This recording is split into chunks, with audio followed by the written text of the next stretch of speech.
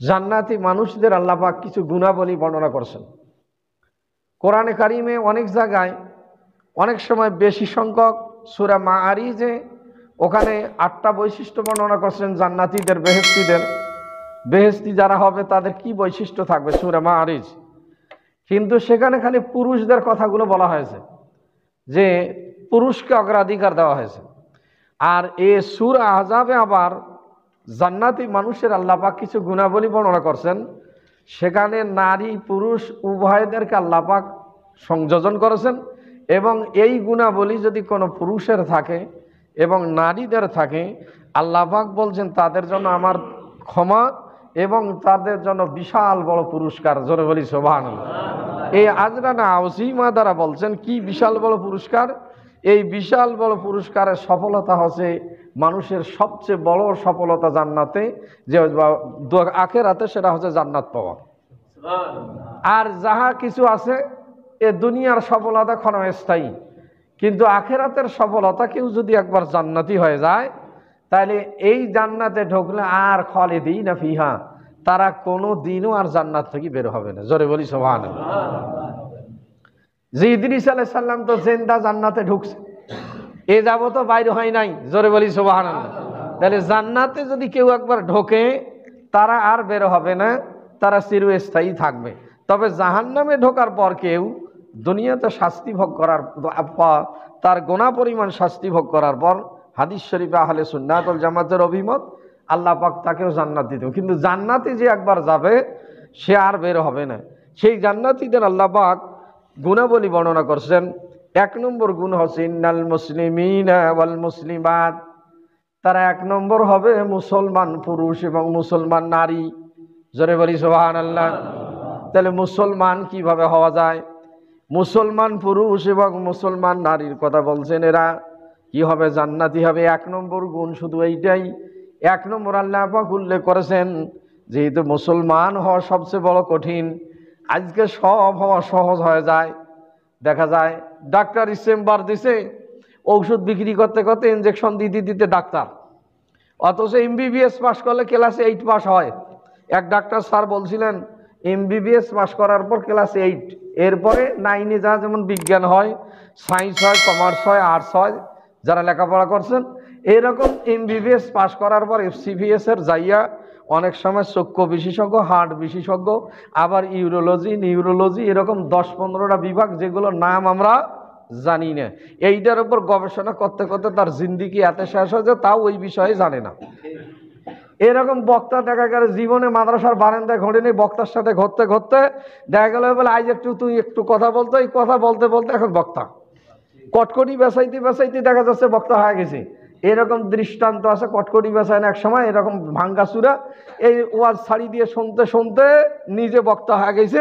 এখন এরকম ফ্রি ওয়াজ করতে করতে এখন বলে অমুকের নামের শেষে তুফানি। জোরে বলি নাউজুবিল্লাহ। এটা বাস্তব দৃষ্টান্ত আছে। এখন কিষানের সাথে আপনি শিক্ষিত হন অশিক্ষিত হন, কিষানের সাথে আলু তুলবে গেলে আপনার কিষানই মনে করবে।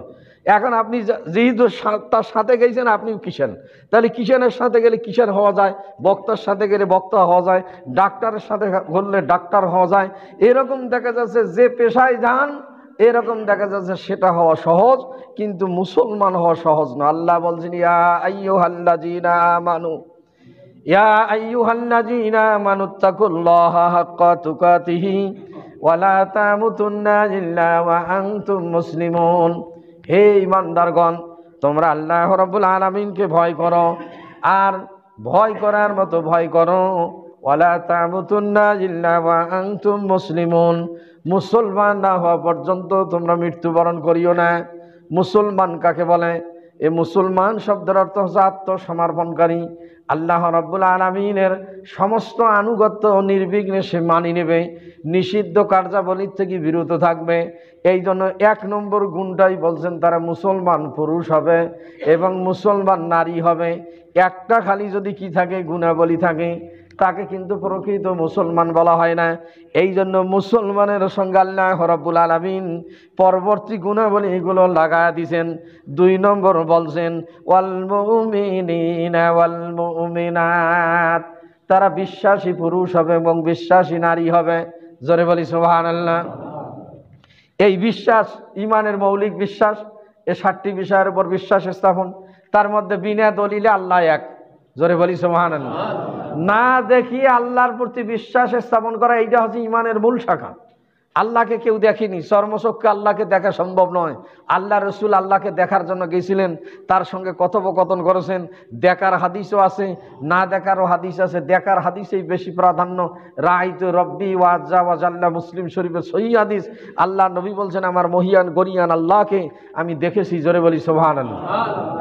তাহলে আল্লাহ যা আছেন, ইমাম আজম আবু হানিফা রাহমাতুল্লাহি আলাইহি ইনি বলছেন, আমি আমার আল্লাহর সঙ্গে 99 বার কথোপকথন করেছি এবং আরো একবার, জোরে বলি সুবহানাল্লাহ।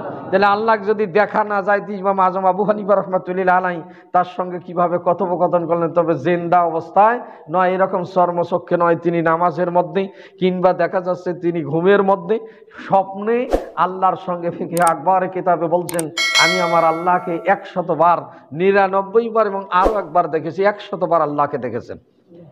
তে আল্লাহকে, আল্লাহর সঙ্গে কথোপকথন করেছেন। মুসা কালিমুল্লাহ তুর পাহাড়ে আল্লাহর সঙ্গে কথোপকথন করেছেন। কি সুবহানাল্লাহ বলি? এগুলো কোরআন হাদিসের দলিল। তা আল্লাহ আছেন, তেনার প্রতি এই যে বিশ্বাস, এই বিশ্বাসই হচ্ছে ইমানের মূল শাখা। তারপরে আপনি অন্য অন্য কর্ম আছে, আমানতু বিল্লাহি মালাইকাতিহি কুতুবিহি ওয়া রাসূলিহি ওয়াল ইয়াউমিল আখিরি ওয়াল কদরি খাইরিহি ওয়া শাররিহি মিনাল্লাহি তাআলা ওয়াল বাসি ওয়াল বাদাল মাউত। এই 7টা ইমানের মৌলিক বিষয়। এটার প্রতি যারা বিশ্বাস স্থাপন করে এদেরকে বলা হয় মুমিন পুরুষ এবং মুমিন নারী। এই মুমিন পুরুষ এবং মুমিন নারী যারা হবে, আল্লাহ পাক এদেরকেও জান্নাতের সুসংবাদ দিয়েছেন। তবে একটা গুণ থাকলে নয়, এই যে গুণগুলো বলা হচ্ছে সব গুণাবলী যখন থাকবে, এই মানুষকে জান্নাতের স্বীকৃতি দেওয়া যাবে, জোরে বলি সুবহানাল্লাহ। 2 নম্বর, আল্লাহ রাব্বুল আলামিন বললেন তারা মুমিন বিশ্বাসী পুরুষ হবে এবং বিশ্বাসী নারী হবে। 3 নম্বর বলছেন ওয়াল কানিতিনা ওয়াল কানিতাত, আনুগত্যশীল পুরুষ এবং নারীগণ। আনুগত্যশীল, আল্লাহ পাকের আনুগত্য মেনে নেয়, কষ্ট হলেও নামাজ পড়ে, কষ্ট হলে উজু করে, শীতের দিনে উজু করা কষ্ট, ফরজ গোসল হলে গোসল করা কষ্ট, তারপর আল্লাহর আনুগত্য মেনে নেয়। এবং দেখা যাচ্ছে দান সদকা করা, টাকা পয়সা ব্যয় করা কষ্ট, এরকম বিভিন্ন দেখা যাচ্ছে ইবাদত বন্দেগী করতে কষ্ট হয়। আল্লাহর আনুগত্য অনেক সময় কষ্ট স্বীকার নিজেকে করতে হয়। তারপরে আল্লাহ রাব্বুল আলামিনের আনুগত্য করে, সব বিধানকে তার মানিয়ে চলার চেষ্টা করে, এমন ব্যক্তিকে বলা হয় কানিতিন। সবগুলো ইসমে ফাইলে জমা মুন্নাস এবং মুজাক্কারে সিগায় এই বর্ণনা করা হয়েছে। তারা সব সময় আল্লাহ পাকের আনুগত্য হবে, যে বিধানেই আসুক, যে হুকুমেই আসুক, যে নির্দেশই আসুক, তারা কি করবে? আনুগত্যশীল হবে। আল্লাহ রাব্বুল আলামিনের এই আনুগত্য মেনে নেবে, সেটা পুরুষ এবং নারী, জোরে বলি সুবহানাল্লাহ। 4 নম্বর আল্লাহ পাক বলছেন ওয়াস-সাদিকিনা ওয়াস-সাদিকাত। 4 নম্বর জান্নাতীদের গুণাবলী হবে, তারা বিশ্বাসে তারা কি হবে? সত্যবাদী পুরুষ এবং নারী হবে। সত্যবাদীগণ, সত্যবাদী, এ সত্যবাদীর গুণাবলী অর্জন করা অত্যধিক কঠিন। আল্লাহ নবী বলছেন আল কিযবু উম্মুজ জুনুব, মিথ্যা বলা সমস্ত পাপের মূল। এবং সত্যবাদীতে অর্জন করা অত্যাধিক কঠিন গুণাবলী। এই সত্যবাদী পুরুষ এবং নারী, এবং আল্লাহ পাক এই সাদিকিনদের অন্তর্ভুক্ত বলছেন কুনু মা'আস সাদিকিন ইয়া আইয়ুহাল্লাযীনা আমানুত্তাকুল্লাহ কুনু মা'আস সাদিকিন। হে ঈমানদারগণ, তোমরা সাদিকিন সত্যবাদীদের সঙ্গী অবলম্বন করো, জোরে বলি সুবহানাল্লাহ। এই সত্যবাদিতা মানুষকে মুক্তি দেয়, মিথ্যা মানুষকে ধ্বংস করে। যে কোনো ক্ষেত্রে, যেটা বড় পীর আব্দুল কাদের জিলানী রাহমাতুল্লাহি আলাইহির জীবনীতে একটা দৃষ্টান্ত এসেছে। মা বলছিল, বাবা তুমি কখনো মিথ্যা কথা বলবে না। ডাকাত দল আক্রমণ করছিল, তার স্বর্ণ মুদ্রা তার আস্তিনের ভিতরে এরকম জমাই দিয়ে দিয়েছিলেন। এখন ডাকাতেরা আক্রমণ করার পর বলছে যে তোমার কাছে কিছু থাকে দিয়ে দাও। ছোট্ট বালক তো বলে আমার কাছে স্বর্ণ মুদ্রা আছে। বলে কোথায়? বলে আমার মা এই আস্তিনের ভিতরে বা আমার পকেটের ভিতরে বা এরকম সেলাই করে দিয়ে দিয়েছেন। তখন বাড়ি করে দেখে স্বর্ণ মুদ্রা ঠিকই। তো বলে তুমি সত্য কথা কেন বললাম? তুমি তো মিথ্যা বলো, ছোট্ট বালক। তাইলে আমরা তোমাকে ইয়ে করতাম না, সন্দেহ পোষণ করতাম না। কেন বললো? বলে আমার মা বলছিল বাবা তুমি মিথ্যা কথা বলিও না, এই জন্য আমি সত্য কথাই বলছি, সমস্ত ডাকাত দল পরে মুসলমান হয়েছিল। জোরে বলি সুবহানাল্লাহ। আল্লাহর নবীর জীবনে, অনেক নবীর জীবনে মিথ্যা কথা, যেটা তাওরি বলছেন অনেকে কেতাবে, ইব্রাহিম আলাইহিস সালামের জীবনীতে পাওয়া যায় তিনি 3 দিন মিথ্যা বলছেন। এটাকে মিথ্যা ডাইরেক্ট বলা হয় না। তারপরে দেখা যায় কিন্তু আল্লাহর নবীর জীবনে আবার হাদিসে বলছেন স্ত্রীর কাছে মিথ্যা বলা যায় যে জেহাদের ময়দানে, আবার 3 জায়গায় মিথ্যা বলার হাদিস সহিহ হাদিস দ্বারা প্রমাণিত। কিন্তু আল্লাহ রসুলের জীবদ্দশায় এমন কোনো দৃষ্টান্ত খুঁজে পাওয়া যায়নি, এমন হাদিস পাওয়া যায়নি যে আল্লাহর নবী স্ত্রীদের কাছে মিথ্যা কথা বলছেন। কি সুবহানাল্লাহ বলবেন না? যে আদর্শের নবী, তে এ মিথ্যা বা যে কথা আল্লাহ নবী বলেন, এই সর্বদাই তিনি সত্যবাদী ছিলেন, যে কখনো তিনি মিথ্যা কথা বলেন। এই জন্য আল্লাহ পাক বলছেন তোমরা সত্যবাদীদের সঙ্গী হয়ে যাও, ইয়া আইয়ুহাল্লাযীনা আমানুত্তাকুল্লাহ কুনু মা'আস সাদিকিন। এই সত্যবাদী যদি কেউ পুরুষ হয় এবং সে কি করবে, এবং সত্যবাদী নারী, এরা উভয়ে তাদের একটা জান্নাতের গুণাবলী আল্লাহ রাব্বুল আলামিন এই বর্ণনা করছেন। 4 নম্বর গুণ হবে তারা সত্যবাদী পুরুষ হবে এবং সত্যবাদী নারী। এই বিষয়গুলোর এক একটা বিষয়ের উপর এক একটা করে খুতবা আছে, এক একটা আলোচনা বিষয় আছে সম্মানিত হাজিরিন। কিন্তু এখানে জান্নাতীদের গুণাবলীগুলি আমি শেষ করব। এরপর আল্লাহ রাব্বুল আলামিন বলছেন ওয়াস-সাবিরিনা ওয়াস-সাবিরাত, তারা ধৈর্যশীল পুরুষ এবং ধৈর্যশীল নারী হবে। ধৈর্যশীল পুরুষ এবং ধৈর্যশীল নারী। আল্লাহ বলছেন ইন্নাল্লাহা মা'আস-সাবিরিন, আমি আল্লাহ রাব্বুল আলামিন ধৈর্যশীলদের সঙ্গে থাকি। আবার বলছেন আর-সবরু নিসফুল ঈমান, ধৈর্য হচ্ছে ঈমানের অর্ধেক। জোরে বলি সুবহানাল্লাহ। আপনি কোনো কাজে ধৈর্য ধারণ করতে পারেন না, অস্থির হয়ে যান, এটা জান্নাতীদের বৈশিষ্ট্য নয়। আবার বলা হয়েছে যে এরকম ধৈর্য যদি কারো না থাকে তাহলে ঈমানের তার পরিপূর্ণতাই নাই। এখন কোথায় আপনি ধৈর্য ধারণ করবেন? হাদিস শরীফে এসেছে, তাফসীরে মারিফুল কোরআনের মধ্যে এসেছে, ধৈর্য হচ্ছে 3 প্রকার, 3 ভাবে ধৈর্য ধারণ করতে হবে। আর সবরু আলাল ইতাআত, আনুগত্যের ব্যাপারে ধৈর্য ধারণ। সবুর আলাল মুসিবত, দুঃখ কষ্ট মুসিবতের সময়, বিপদ আপদের সময় ধৈর্য ধারণ। সবুর আলাল মাসিয়াত, গুনাহর কাজ থেকে নিজেকে বাঁচার জন্য ধৈর্য ধারণ করা লাগবে। জোরে বলি সুবহানাল্লাহ। এই সবর যদি থাকে তাকেই বলা হয় সাবিরিন, এরাই হচ্ছে ধৈর্যশীল। মুসিবত আসছে, বিভিন্ন মুসিবত আসতে পারে, বালা মুসিবত মানুষের দুনিয়ায় জীবিত থাকলে আসবেই, এটাই 100% সিউরিটি। আসাদুল বালাই ওয়াস আমসা বলছেন ওয়াল আম্বিয়াই সুম্মাল আমসাল সুম্মাল আমসাল। আল্লাহ নবী বলছেন পৃথিবীতে সবচেয়ে দুঃখ কষ্ট মুসিবত এসেছিল এই সমস্ত নবীদের উপর। এই সবচেয়ে বেশি মুসিবত আল্লাহ পাক নবীদেরকে দিছে, সবচেয়ে বেশি কষ্ট দিয়ে নবীদেরকে পরীক্ষা করেছে। এর বলছেন সুম্মাল আমসাল, এরপরে যে যত আল্লাহর নৈকট্যশীল হবে তাকে আল্লাহ পাক তত মুসিবত দিয়ে পরীক্ষা করতে পারে। জোরে বলি সুবহানাল্লাহ। এখন অনেকে বলতে পারেন ইয়ার এত বিপদ, এই যে কত গুনাহ করছে, এরকম আমরা অনেক সময় ধারণা করি। কারো যদি বালা মুসিবত আইসে, দুঃখ কষ্ট আইসে, তাহলে মনে করি যে না ইয়ার গুনাহ দ্বারা মানে পরিপূর্ণ হয়ে গেছে, এই জন্য অনেক সময়। তবে এটাও হাদিসে আছে, আল্লাহ রসুল বলছেন যখন গুনাহ দেখা যাচ্ছে মুমিন যখন কি হয়, জর্জরিত হয়, আল্লাহ পাক তাকে ঊর্ধ্ব মাকামে আরোহণের জন্য অনেক সময় দুঃখ কষ্ট বালা মুসিবত দিয়ে ধৈর্য ধারণ করার তার ক্ষমতা আছে কিনা এটা পরীক্ষা করেন। জোরে বলি সুবহানাল্লাহ। আবার আল্লাহ বলছেন লা ইউকাল্লিফুল্লাহু নাফসান ইল্লা উসাহা, আমি কাউকে তার সাধ্যের অতিরিক্ত বোঝা চাপায়া দেই না। কি সুবহানাল্লাহ বলবেন না? যে যে ধরনের স্তরের মানুষ যে যেটা সহ্য করতে পারবে, আমি আল্লাহ তাকে সেইটাই দেই, তার বেশি কোনো কি বোঝা চাপায়া দেই না।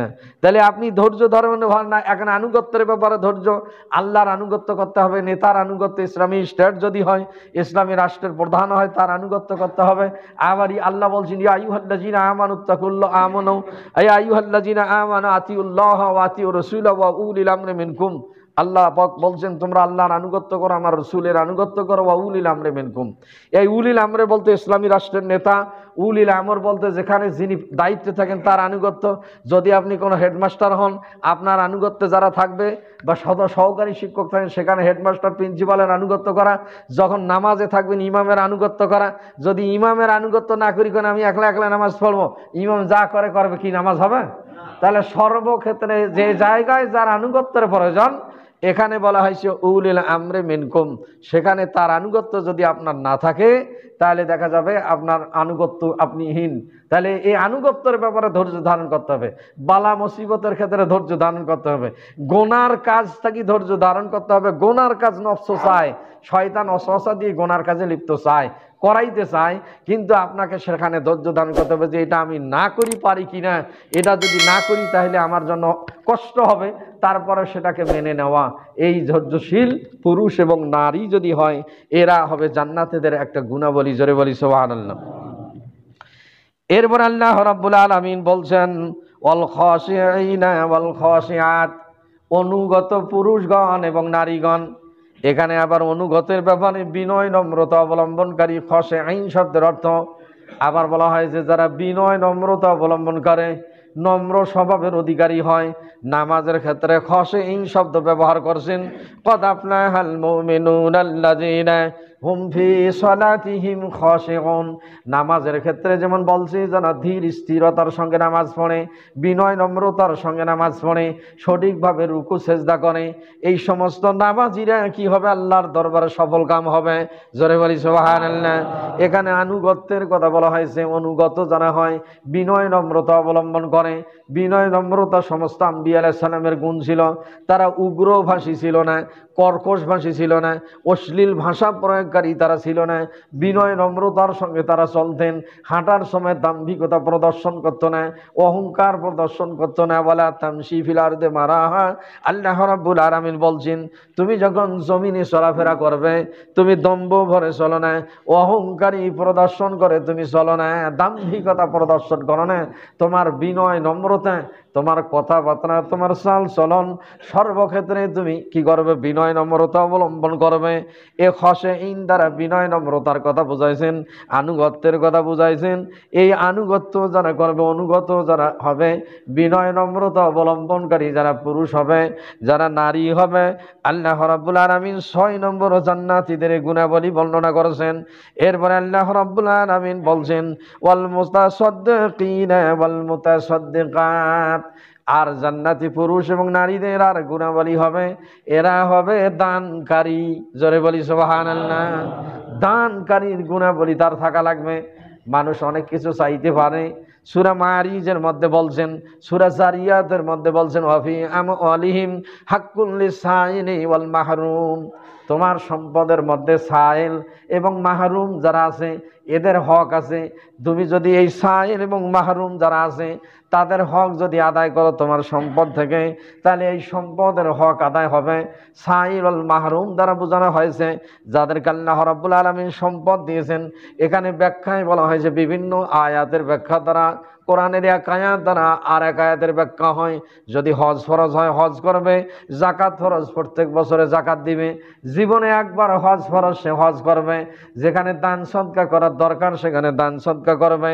সাইল যদি কেউ চায়, কোনো কিছু চায়, তাদেরকে ঝিংড়ি দেবে না, তাড়িয়ে দেবে না, ধমক দেবে না, সাধ্য মতে তাদেরকে দান করবে। এটা হচ্ছে ওয়াল মাহরুম, যারা বঞ্চিত, যারা নিঃস্ব হয়ে যায় এদের প্রতি দান করবে। মাহরুম হঠাৎ দেখা গেল এরকম আগুন লাগিয়ে বাড়িঘর পুড়িয়ে গেল, এই বাড়িঘর পুড়িয়ে যদি যায় তাহলে আপনি জানতেছেন লোকটার সমস্ত সমুদায় সব নিঃস্ব হয়ে গেছে, সম্পদ বিলীন। তাহলে আপনি তার চাওয়ার আগে জান্নাতীদের গুণাবলী হবে তাকে নিজ গুণে কিছু সহযোগিতা করা। জোরে বলি সুবহানাল্লাহ। এই জন্য দেখবেন যে ইসলামী দলে এ বৈশিষ্ট্য নাই, মাহরুমদের কাছে তারা দান সদকা করেন, এটা কোনো ইসলামী দলই নয়। জোরে বলি নাউজুবিল্লাহ। যারা মানুষের বিপদ আপদে সার্বক্ষণিক সহযোগিতায় থাকে, ইসলামী দলের হক দলের বৈশিষ্ট্য থাকবে তারা মাহরুমদের প্রতি, বন্যায় কবলিত বাড়িঘর শেষ, নদী ভাঙ্গনে শেষ, আগুনে পুড়িয়ে শেষ, এরকম দেখা যায় মানুষ নিঃস্ব হয়ে যাইতে পারে। এরকম দেখা গেল বিশাল বড় অসুখ হয়েছে, অসুখের ট্রিটমেন্ট করতে করতে তার সমস্ত শেষ, এখন দেখা যাচ্ছে সে চলতেই পারে না। এরকম যদি হয় তার সম্পদ থেকে কি করবে? তারা দানশীল হবে, এই দান সদকা করবে। তারা দানশীলদের গুণাবলীর মধ্যে তাদের এই জান্নাতীদের গুণাবলী থাকবে। এ দান সদকা করতেই হবে। আপনাকে সাধ্য মোতাবেক বলা হয়েছে দান করার কথা, যেখানে যেটা দান করার প্রয়োজন, যেখানে যাহা দান করার প্রয়োজন সেইখানে তাহা দান করবে। এটা হচ্ছে জান্নাতীদের গুণাবলী, জান্নাতীদের এ বৈশিষ্ট্য আল্লাহ রাব্বুল আলামিন বর্ণনা করছেন। তাহলে আপনার সম্পদ থেকে যদি এরকম কেউ কোনো কিছু না পায়, তাহলে আপনার জান্নাতীদের গুণাবলী নাই। জোরে বলি নাউজুবিল্লাহ। আপনাকে যেখানে যে প্রয়োজন যাহা যেখানে, এই ক্ষেত্রে দানের অনেক কথা আছে বিভিন্ন এরকম আতামা আলা হুব্বি হিজাবিল কুরবা ওয়াল ইয়াতীমা ওয়াল মাসাকিন। আল্লাহ পাক এরকম অন্য জায়গা মুত্তাকি জান্নাতীর গুণাবলী বলছেন, তোমার সম্পদ থেকে ইতিম মিসকিন অসহায়, তোমার পরিবারের এরকম ইতিম অনাথ যারা থাকে, বিকলাঙ্গ যারা এরকম থাকে, যদি সম্পদ থাকে তাহলে তাদের ব্যয়ভার বহন করাও তোমার জন্য ওয়াজিব। এই জন্য তারা জান্নাতীদের বৈশিষ্ট্য হবে, এই গুণাবলী হবে, যেটা 8 নম্বর গুণাবলী। আল্লাহ রাব্বুল আলামিন বলছেন তারা কি হবে, দান সদকাকারী হবে, সেটা পুরুষ হোক আর নারী হোক। এ নারীও যদি এই গুণাবলীর অধিকারী হয় তারাও জান্নাতি হবে, এবং যদি পুরুষ হয় তারাও জান্নাতি হবে। এরপর আল্লাহ রাব্বুল আলামিন বলছেন ওয়াসাইমিনা ওয়াসাইমাত, তারা হবে রোজাদার পুরুষ এবং রোজাদার নারী। জোরে বলি সুবহানাল্লাহ। সামনে রমজানের আলোচনা আসবে, ফাজাইলে রমজান, ফাজাইলে সাওম। আগামী জুমায় 2টি সূরায় আল্লাহ পাক রোজার কথা বলছেন। 1 নম্বর এই যে আজকে যে সূরা আহজাবের 35 নম্বর আয়াত, এবং সূরা বাকারায় রমজানের একটা রুকুই আছে। আল্লাহ বলছেন ইয়া আইয়ুহাল্লাযীনা আমানু কুতিবা আলাইকুমুস সিয়ামু কামা কুতিবা আলাল্লাযীনা মিন ক্বাবলিকুম লাআল্লাকুম তাত্তাকুন। হে ইমানদারগণ, আমি তোমাদের জন্য রোজাকে ফরজ করে দিয়েছি, যেমন পূর্ববর্তী জাতিদের উপর আমি রোজাকে ফরজ করে দিয়েছিলাম। জোরে বলি সুবহানাল্লাহ। লাআল্লাকুম তাত্তাকুন, যাতে তোমরা কি করো, পরহেজগারিতা অবলম্বন করো। এর রোজার দ্বারা আল্লাহ পাকের সন্তুষ্টি অর্জিত হয়।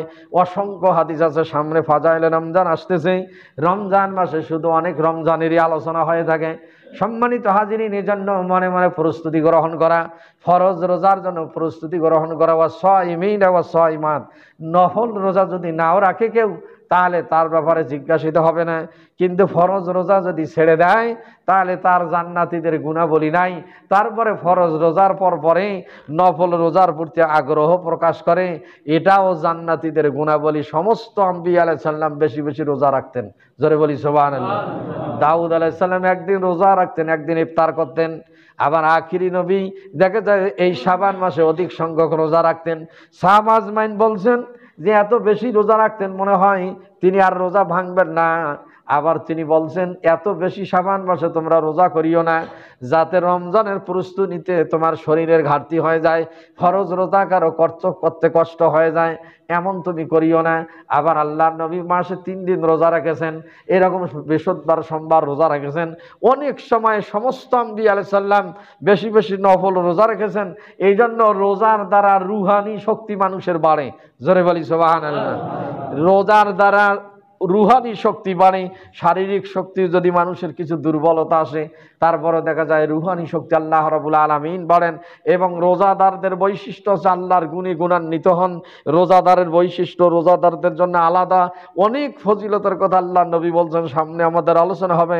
এই জন্য এই গুণাবলী থাকবে, জান্নাতি মানুষদের গুণাবলী থাকবে। তারা কি হবে, ওয়াসাইমিনা ওয়াসাইমাত, তারা রোজাদার হবে, নারী এবং পুরুষ। এরপর আল্লাহ রাব্বুল আলামিন 9 নম্বর গুণাবলী বলছেন ওয়াল হাফিজিনা ফুরুজাহুম ওয়াল হাফিজাত। তার হাফিজিনা ফুরুজাহুম, যে ওই সমস্ত পুরুষগণ যাদের তারা লজ্জাস্থানগুলো সংবরণ করে, এবং ওয়াল হাফিজাত, এবং নারীগণ যারা তাদের লজ্জাস্থান সংবরণ করে, এবং পুরুষ এবং নারী এরাও হবে 9 নম্বর গুণাবলী জান্নাতীদের। জোরে বলি সুবহানাল্লাহ। আল্লাহ অন্য জায়গায় বলছেন ওয়াল্লাযীনা ফুরুজিহিম লাহাফিজুন, সূরা মুমিনিনে বলছেন, সূরা মাআরিজে বলছেন যারা তাদের লজ্জাস্থান হেফাজতকারী পুরুষ এবং নারী। আল্লাহর নবী বলছেন মানে আজমানুলি বাইনা লাহিয়াইহি ওয়া রিজলাইহি ফা আজমানু লাহুল জান্নাহ।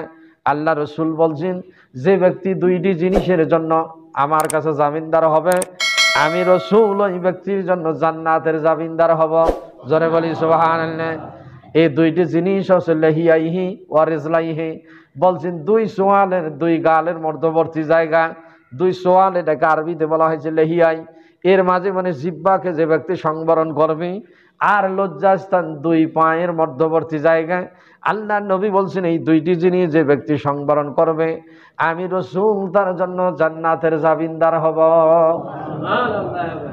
মুখ দিয়ে মানুষ অশ্লীল কথাবার্তা বলে, আপনি নামাজি যদি হন, আল্লাহ বলা হন, তাহলে মুখকে সংযত করতে হবে। যেটা আল্লাহ রসুল এরকম কোনোদিন অট্ট হাসি দেননি, কাউকে কর্কশ ভাষায় গালিগালাজ করেননি। আবার মিথ্যা কথা হয় মুখ দিয়ে, মিথ্যা কথা আল্লাহ রসুল জীবনে বলেননি। যেটা শুরুতে বলা হয়েছে জান্নাতের গুণাবলী, তারা সাদেকিন হবে, তারা সত্যবাদী হবে। আল্লাহ রসুল জীবনে মিথ্যা কথা বলেননি। আবার মিথ্যা সাক্ষী দানকারী হবে না। কি জোরে বলি না বুঝবেন? আপনি দেখছেন এরকম মার্ডার হয়েছে অথবা অন্য কোনো অপকর্ম হয়েছে, আপনাকে সাক্ষী রাখা হয়েছে, এখন আপনি সাক্ষী দিতে যান না। এখন কি যদিও যান, আবার টাকা খায় উল্টে সাক্ষী দিয়ে আইসে। জোরে বলি না বুঝবেন? আবার নামাজও পড়ে।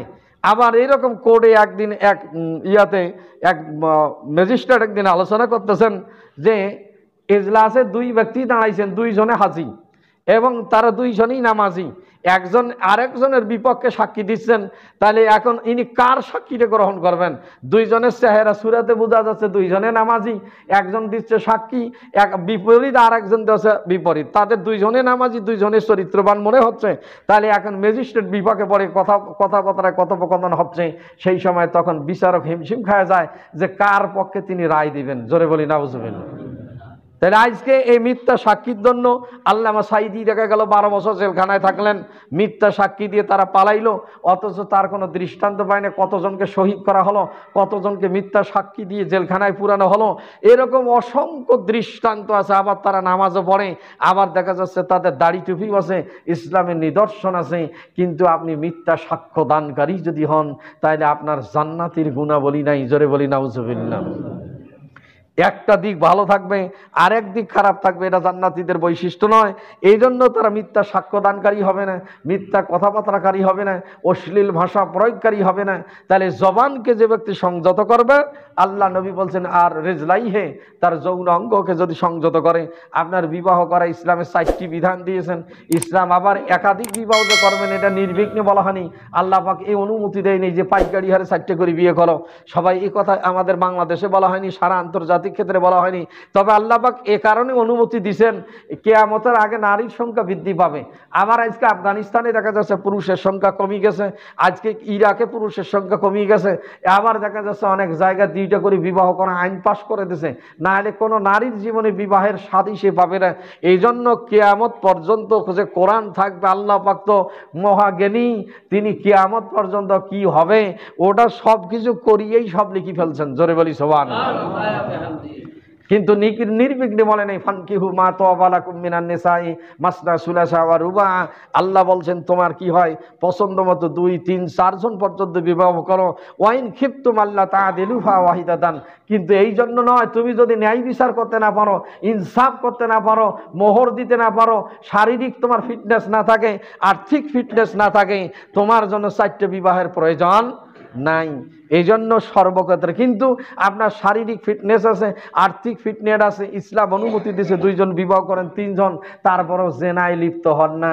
এখন একাধিক বিবাহ করলে সমাজে অনেকে ঘৃণিত হয়, কিন্তু ইসলাম অনুমোদন দিছে আপনি অনৈতিক কাজ থেকে বৈধ কাজে আসেন, তাতে ইসলাম কোনো আপত্তি করেনি। যদিও স্ত্রীরা মানি নেয় না, আল্লাহর নবীর একাধিক স্ত্রী ছিল। সুলাইমান আলাইহিস সালামের 90 জন স্ত্রী ছিল, আবার দাউদ আলাইহিস সালামের 90 জন, সুলাইমান আলাইহিস সালামের 300 স্ত্রী ছিল।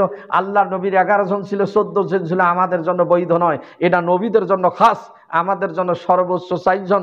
কিন্তু তারপরে অনৈতিক কাজে সে যেন না লিপ্ত হয়, তার যৌন অঙ্গকে যেন সে হেফাজত করে।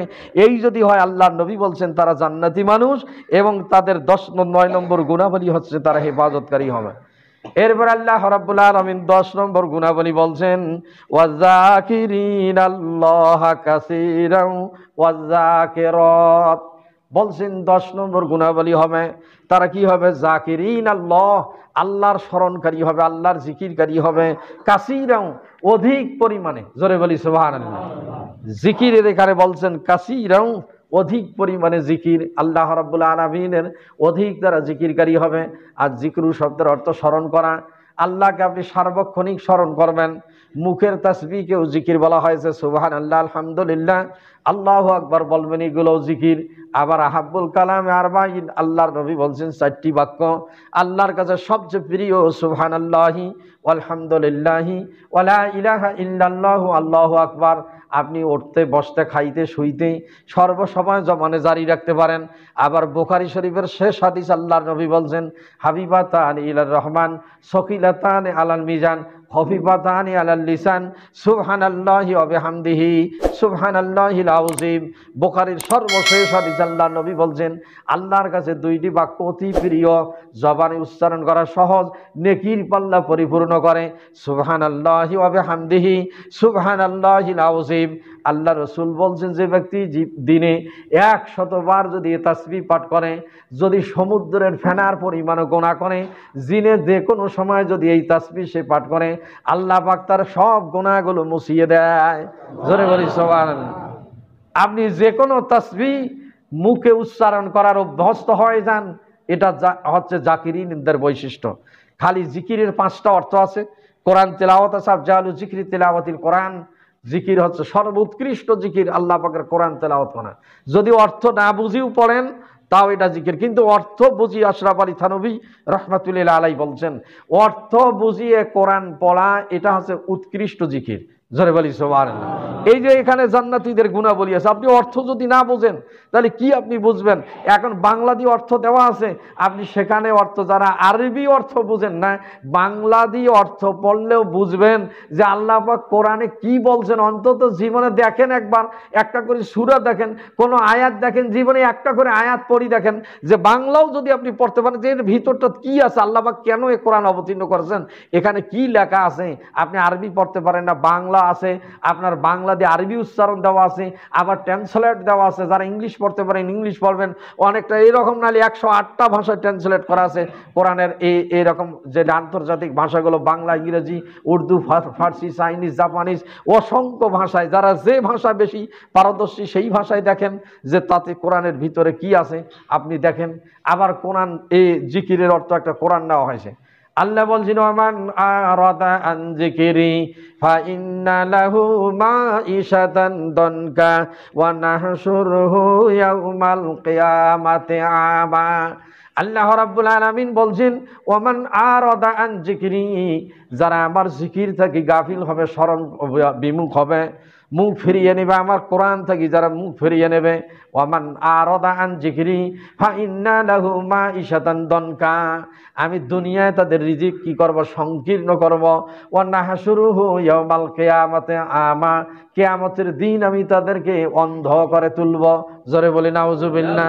ক্বালা লিমা হাসারতানি আমা, আর তারা বলবে, আল্লাহ কেন আজকে তুমি আমাদেরকে অন্ধ করে তুললে? তারা আল্লাহ পাক বলবেন, তুমি যেমন দুনিয়ায় আমাকে ভুলিয়ে গেছিলে, আমিও আজকে তোমাকে ভুলিয়ে গেছি, এজন্য তুমি অন্ধ হয়ে উঠছো। জোরে বলি নাউজুবিল্লাহ। তাহলে আল্লাহর কোরআন তেলাওয়াতের ক্ষেত্রেও জিকির, অনুধাবন করার ক্ষেত্রেও জিকির, তাসবিহ তাহলিল জিকির, আর সলাতুল জিকিরি, নামাজও আল্লাহ পাকের একটা জিকির। জোরে বলি সুবহানাল্লাহ। এবং আকবার জিকিরি বলা হয়েছে শ্রেষ্ঠ জিকির। যেমন নামাজে সুবহানাল্লাহি ওয়া বিহামদিহি সুবহানাল্লাহিল আযীম পড়েন, এটা একটা জিকির। সুবহানা রাব্বিয়াল আলা, এটাও জিকির। সুবহানা রাব্বিল আযীম জিকির। আল্লাহু আকবার শব্দ, এটাও জিকির। তারপর আপনি সূরা ফাতিহা পড়েন নামাজে, এটা আল্লাহ পাকের জিকির, আল্লাহকে স্মরণ করা, কোরআনের তেলাওয়াত। অন্য সূরা পড়েন, সার্বক্ষণিক নামাজ হচ্ছে শ্রেষ্ঠ জিকির। তাহলে তারা কি হবে?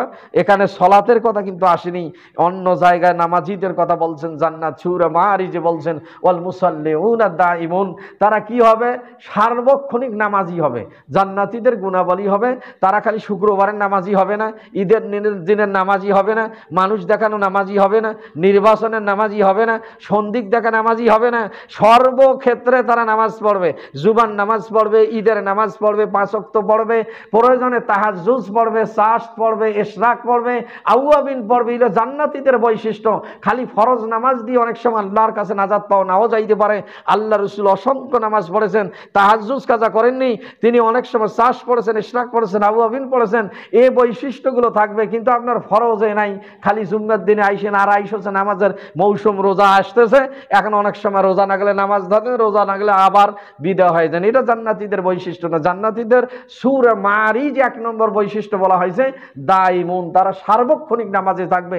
যতদিন জীবিত থাকবে, এই জীবিত থাকবে হুঁশ জ্ঞান যতক্ষণ থাকবে ততক্ষণ তারা নামাজ আদায় করবে। আল্লাহ পাক এই জান্নাতীদের এখানে 10টা গুণাবলী বলছেন, অন্য সূরা মারিজে 8টা গুণাবলী বলছেন। এরপরে আল্লাহ বলছেন আ'আদাল্লাহু লাহুম মাগফিরাতান, আমি আল্লাহ রাব্বুল আলামিন এই গুণাবলী যারা যদি অর্জন করে তাদের জন্য আমি ওয়াদা দিচ্ছি, আমি প্রস্তুত করে রেখেছি লাহুম মাগফিরাতান, ক্ষমা। জোরে বলি সুবহানাল্লাহ। তাহলে আল্লাহ যদি কাউকে ক্ষমা করে তার কোনো কিছু আর আছে? এক সময় প্রধানমন্ত্রী হাসিনা যদি কাউকে কি করে এরকম কোনো কিছু সুপারিশ করে, তার জন্য বাংলাদেশের সব কোর্ট কাছারি অফিস আদালত কোনো কিছু ছিল কি? এর যে আল্লাহ যদি কি করে ক্ষমা করে, তাহলে আর কারো কাছে কোনো মামলা আছে সেই দিন? আল্লাহ বলছেন আ'আদ্দা লাহুম মাগফিরাতান, আমি তাদের জন্য কি করেছি? প্রস্তুত করে দিয়েছি ক্ষমা, ও আজরান আউজিমা, এবং বিশাল বড় প্রতিদান দিব। এই বড় প্রতিদান যদি আল্লাহ দেয়, যে আর কোনো চিন্তার কারণ আছে? এই জান্নাতীদের বৈশিষ্ট্য, এই 10টা গুণ এখানে বর্ণনা করেছেন, সূরা তাওবায় বর্ণনা করেছেন, সূরা মারিজ 8টা বর্ণনা করেছেন। আল্লাহ পাক আমাদেরকে এই গুণাবলীগুলো অর্জন করার তৌফিক দান করুক। সবাই বলে আমিন।